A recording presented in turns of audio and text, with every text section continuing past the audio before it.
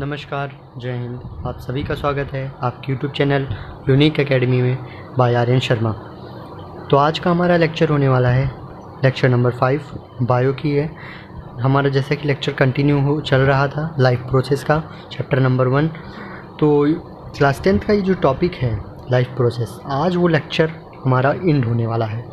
मतलब ये चैप्टर हमारा पूरी तरह से कंप्लीट हो जाएगा। मैं आशा करता हूँ इसके पहले के जितने भी लेक्चर्स हुए हैं, लेक्चर नंबर 1, 2, 3, 4, जितने भी चारों लेक्चर हुए हैं आपने बहुत अच्छे से देखे होंगे और उसी प्रकार नोट्स अच्छे से बना रहे होंगे, क्योंकि चारों लेक्चर और ये 5वां लेक्चर मिला के एक कंप्लीट पूरा चैप्टर आपका बहुत इंपॉर्टेंट होने वाला है एग्ज़ाम पॉइंट ऑफ व्यू से। क्योंकि मैं नोट्स में वो चीज़ें लिखवाता हूँ जो कि एग्ज़ाम में आपके डायरेक्ट कि मतलब क्वेश्चन आएगा तो आप उसका आंसर कर सको, ऐसी चीज़ें करवाता हूँ मैं नोट्स में। ऐसा नोट शायद ही कोई आपको करवाया होगा। मेरा नोट्स मैं खुद अपने से बनाता हूँ, फिर आपको उस पर क्लासेस लेता हूँ। तो हम आज का लेक्चर कंटिन्यू करते हैं। जैसे कि हमारा लेक्चर नंबर 4 पल्स तक एंड हुआ था, पल्स तक। इसके पहले लेक्चर नंबर 4 में हमने blood pressure, heart beat, circulation path और ब्लड वेसल्स, इसके पहले कि आपके जो ह्यूमन हार्ट का टॉपिक था वो भी कंप्लीट किया हमने। ठीक है, ब्लड हार्ट का टॉपिक आपका प्लेटलेट्स से RBC, WBC, ये सारे टॉपिक्स ब्लड के। ठीक है, मैकेनिज्म ऑफ फूड्स देखा हमने। फिर लेक्चर नंबर 4 यहाँ से स्टार्ट था, ट्रांसपोर्टेशन का पूरा टॉपिक फिनिश हो गया था। तो आज जैसा कि हमारा जो टॉपिक है लेक्चर नंबर 5 हम स्टार्ट करते हैं। सिक्रेशन पे होगा, एक्सक्रीशन पे होगा, जो कि बहुत ही छोटा लेक्चर होने वाला है क्योंकि लास्ट टॉपिक है और एक्सक्रीशन में उतना टॉपिक नहीं है बताने लायक। बस 2-3 टॉपिक्स हैं, किडनी के बारे में बताएंगे, नेफ्रॉन के बारे में बताएंगे और डायलिसिस के बारे में बताएंगे। ये 2-3 टॉपिक्स हैं जिसके बारे में आपको समझना होगा। तो लेक्चर नंबर 5 स्टार्ट करते हैं। Class 10th life process biology chapter 1 secretion. ये क्या है? एक्सक्रीशन क्या होता है?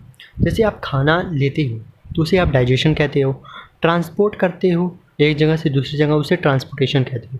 अब जो ट्रांसपोर्ट होने के बाद जो आपके खाने में जो बेकार की वस्तुएं हैं जिनको आप बाहर निकालना चाहते हो अपने बॉडी से, उनको आप निकालोगे कैसे? उनको निकालने का प्रोसेस होता है एक्सक्रीशन का। ठीक है, ये प्रोसेस से आप उनको बाहर निकाल सकते हैं। नाइट्रोजिनस वेस्ट होते हैं आपके बॉडी में, बहुत मतलब एक लिक्विड वेस्ट भी होता है और आपका सॉलिड वेस्ट भी होता है। दोनों तरह की वेस्टेज को बाहर निकालने का प्रोसेस को एक्सक्रीशन कहते हैं। ठीक है, अब हम प्लांट्स में देखेंगे, फिर एनिमल्स में देखेंगे, फिर हम किडनी को डिस्कस करेंगे। क्योंकि ह्यूमन का जो एक्सक्रीटरी सिस्टम होता है, एक्सक्रीटरी सिस्टम वो किडनी ही होता है। एक्सक्रीशन प्लांट्स देखेंगे, फिर एनिमल्स देखेंगे। प्लांट्स में क्या होता है, जब आपका जो प्लांट्स में तो गैसेस का ही रिमूवल होता है, गैसेस लेते हैं प्लांट्स और छोड़ते हैं। तो प्लांट्स में गैसेस का ही सिर्फ लेन देन होता है। तो स्टोमेटा से आपका गैस आती है और गैस वहाँ से रिमूव भी हो जाती है। Liquid are release in the form of gum और राइजिन। कभी कभी क्या होता है, जो भी पेड़ से किनारे किनारे से क्या होता है कि गम निकलते रहते हैं। गम जो गोद का पेड़ होता है उसमें से क्या होता है, जो गम निकलता है वो एक तरह से प्लांट का वेस्ट प्रोडक्ट रहता है। प्लांट मतलब उन चीज़ों को निकाल देता है। और कभी कभी क्या होता है कि प्लांट वेस्ट चीज़ों को अपनी पत्तियों के द्वारा निकालता है। पत्तियां जब सूख जाती हैं वो खुद ब खुद झड़ने लगती हैं। तो इसका अर्थ क्या है? इसका अर्थ ये है कि प्लांट में वो पत्तियां अब उपयोग में नहीं हैं, अब नई पत्तियां आएंगी। मतलब उन पुरानी पत्तियों को वेस्ट समझ के प्लांट ने निकाल दिया। तो ये सब चीज़ें हैं प्लांट्स में। तो ज़्यादा बड़ा टॉपिक नहीं आएगा एग्ज़ाम पॉइंट ऑफ व्यू से, सिर्फ इसमें आपका किडनी और नेफ्रॉन और डायलिसिस इम्पॉर्टेंट है। बस ये चीज़ें आपको ध्यान रखनी पड़ेगी क्योंकि MCQ शायद इनसे बन सकते हैं आपके कुछ नंबर के। तो हमें एक भी नंबर अपना मिस नहीं करना है, हमें हर नंबर को एक्सीड करना है। एनिमल्स में एक्सक्रीशन कैसे होता है? एमोबा सेल मेम्ब्रेन से करता है, अर्थवर्म नेफ्रिडिया से करता है, कॉकरोच मालपीलियन ट्यूबलस से करता है, बर्ड्स और मैमल्स किडनी से करते हैं। तो ये चारों आपके एनिमल्स में बहुत इंपॉर्टेंट है क्योंकि हमने एमोबा का न्यूट्रिशन भी देखा था। ठीक है, एमोबा का न्यूट्रिशन देखा था। एमोबा हर एनिमल्स में आपका बताया जा रहा है। ठीक है, एमोबा वेरी वेरी इंपॉर्टेंट है आपका। चाहे एमोबा का डाइजेशन, ट्रांसपोर्टेशन और एक्सक्रीशन देख लीजिए। एमोबा आपका हर टॉपिक्स में आ रहा है एनिमल्स के। तो अब लेक्चर को कंटिन्यू करते हैं आगे। सिर्फ अब ह्यूमन बीइंग में क्या होता है, ह्यूमन एक्सक्रीटरी सिस्टम, इसमें कौन कौन से ऑर्गन पार्टिसिपेट करते हैं। पहला तो आपका 2 किडनी रहता है, 2 यूरेटर्स रहता है और एक ब्लेडर और यूरेथ्रा। ये आपका एक्सक्रीटरी सिस्टम है, मतलब ये सब मिल के आपके पार्टिसिपेट करते हैं ह्यूमन एक्सक्रीटरी सिस्टम में। Kidney are located in the abdomen, kidney abdomen में लोकेट होता है, ठीक है। One on the other side of the backbone. Urine produced in the kidney, urine कहाँ पे प्रोड्यूस होता है, किडनी में प्रोड्यूस होता है, ठीक है। Pass through the ureters, ureter पे पास किया जाता है, यूरिन किडनी में प्रोड्यूस हो गया, किडनी से अब यूरेटर्स को पास किया गया into the urinary bladder, urinary bladder में, ठीक है। Where it is stored until it is release through ureter, urethra से वो उसको रिलीज़ कर जाता है, यूरिनरी ब्लड में तब तक स्टोर रहता है जब तक उसको यूरेथर से रिलीज़ ना किया जाए। तो ये था आपका जो टॉपिक था किडनी का था, ठीक है। ये पूरा किडनी और यूरिन का टॉपिक था कि क्या क्या वर्क करता है किस प्रकार। हम देखते हैं किडनी आपका, जैसा कि आपको ह्यूमन एक्सक्रीटरी सिस्टम जैसा कि आपको फिगर में भी शो हो रहा होगा, ठीक है। किडनी का भी फिगर शो हो रहा होगा, किडनी के फिगर में आपको शो हो रहा होगा एक चीज़, आप देखिएगा ध्यान से, आपको वहाँ पे एक नेफ्रॉन दिख रहा होगा, नेफ्रॉन और यूरिन कंडक्टिंग डक्ट दिख रहा होगा और ग्लोमेरुलस दिख रहा होगा और ट्यूबल दिख रहा होगा और बोमेन कैप्सूल्स दिख रहा होगा। ये सब आपको फिगर में दिख रहा होगा अच्छे से। और एक तरफ डर्टी ब्लड आता है, एक तरफ क्लीनेड ब्लड निकल जाता है। ये सब आपको बहुत अच्छे से दिख रहा होगा, यूरेटर भी और यूरिन भी किधर से। तो आप अपनी बुक में भी इसी प्रकार ओपन कर लीजिए। और फिगर की प्रैक्टिस बहुत इंपॉर्टेंट है, ज़रूर से ज़रूर करिएगा, क्योंकि आपके बायोलॉजी में सबसे इंपॉर्टेंट फिगर रहते हैं, फिजिक्स में आपके न्यूमेरिकल्स रहते हैं और फार्मूलास रहते हैं, केमिस्ट्री में आपके रिएक्शंस रहते हैं और केमिकल रिएक्शंस जो भी हैं आपके, और कंपाउंड्स, ये सब आपके केमिस्ट्री में बहुत इंपॉर्टेंट है, ठीक है। ये तीनों चीज़ें आपकी तीनों अलग अलग ब्रांचेस में इंपॉर्टेंट चीज़ें हैं, ठीक है। अब जो आपको किडनी में दिख रहा है वो नेफ्रॉन, ये आपका मेन पार्ट है, नेफ्रॉन जो है आपका मेन पार्ट है, इसी को हमें डिस्कस करना है, ठीक है। तो हम डिस्कस करते हैं नेफ्रॉन क्या है। नेफ्रॉन एक तरह का स्ट्रक्चरल और फंक्शन यूनिट है एक्सक्रीटरी सिस्टम का। जैसे आपका सेल था, सेल क्या है, सेल भी आपका स्ट्रक्चरल एंड फंक्शन यूनिट है लाइफ के लिए, ठीक है। वैसे ही आपका नेफ्रॉन किडनी में मतलब एक्सक्रीटरी सिस्टम के लिए एक तरह से स्ट्रक्चरल फंक्शन यूनिट है, ठीक है। इसमें क्या है, structure of nephron, structure of nephron देख लेते हैं, ठीक है। आपको जैसा कि फिगर में भी दिख रहा होगा, ठीक है। Nephron is consist of two part of the upper part is nephron is called Bowman capsule, Bowman capsule. Nephron जैसे कि आपको बुक में आप अपने फिगर ओपन कर लीजिएगा, क्योंकि मैं यहाँ पे आपको सिर्फ फिगर नहीं बना पा रहा हूँ, क्योंकि वो फिगर बनाने में काफ़ी समय चला जाता है, इस वजह से मैं फिगर पेस्ट कर देता हूँ यहाँ पे। बोमेन कैप्सूल आपका अपर पार्ट में है, लोअर पार्ट में आपका ट्यूबल है, ठीक है। लोअर पार्ट में आपका ट्यूबल है। Bowman capsule contains network of blood capillaries, Bowman capsule में ब्लड कैपिलरीज होता है जिसको हम ग्लोमेरुलस कहते हैं, ठीक है। Blood enter into kidney to the renal artery, blood kidney में कहाँ से आता है, रेनल आर्टरी से आता है, एंड फिल्टर बाय ग्लोमेरुलस, और ग्लोमेरुलस के द्वारा फिल्टर किया जाता है। ये सब आपका फंक्शन चल रहा है, आपको पहले इंट्रोडक्शन दे दिया, अब यहाँ पे फंक्शन बता दे रहा है। ग्लोमेरुलस में फिल्टर होता है, the pure blood goes down into the renal veins, जो प्योर ब्लड होता है वो रेनल वेन्स से निकल जाता है। रेनल आर्टरी में आपके गंदे ब्लड आते हैं, रेनल वेन्स से आपके प्योर ब्लड निकल जाते हैं।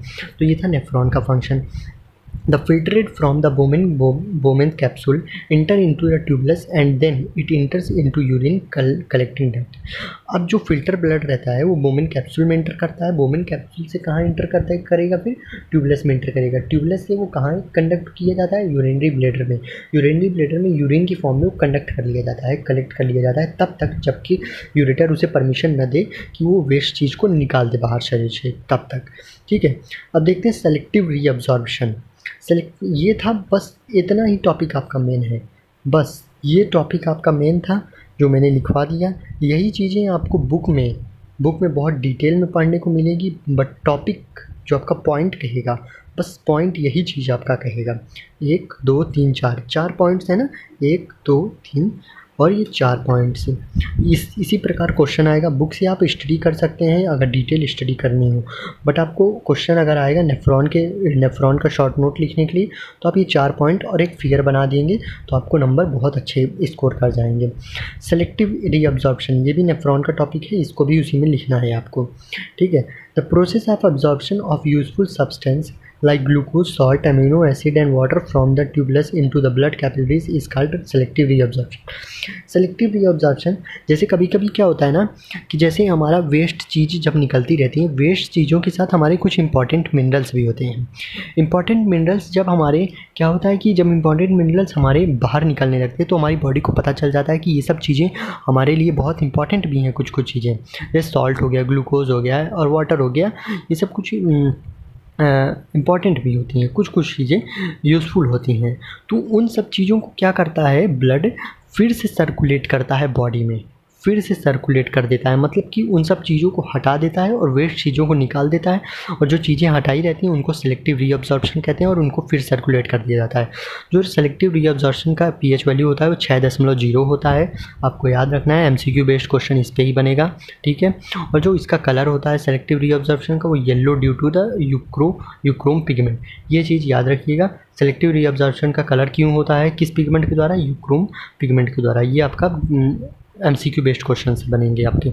डायलिसिस, जो कि इस चैप्टर का सबसे लास्ट टॉपिक होगा और यहीं पे आपका चैप्टर एंड हो जाएगा. डायलिसिस क्या होता है, जब कभी कभी आपका कि कुछ मनुष्यों में क्या होता है कि किडनी आपकी फेल हो जाती है, किडनी फेल हो जाती है और वो ब्लड को प्यूरीफाई नहीं कर पाती. तो क्या होता है कि हम जब डॉक्टर्स के पास जाते हैं तो वो हमें डायलिसिस सप्लाई कर देते हैं. डायलिसिस क्या होता है, एक आर्टिफिशियल मशीन है, मशीन है जो कि आपके ब्लड को फ़िल्टर करता है, आपके ब्लड को प्यूरीफाई करता है. एक आर्टिफिशियल मशीन मीन्स से मतलब मशीन है. और जो ये अपर्चर होता है, मतलब एक तरह से जो ये मशीन होता है, हम उसे ही डायलिसिस कहते हैं, ठीक है. उस मशीन का नाम ही डायलिसिस है.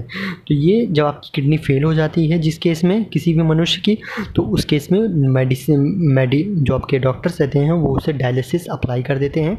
ये आपका एक आर्टिफिशियल मीन्स है, आर्टिफिशियल तरीका है ब्लड को प्यूरीफाई करने का.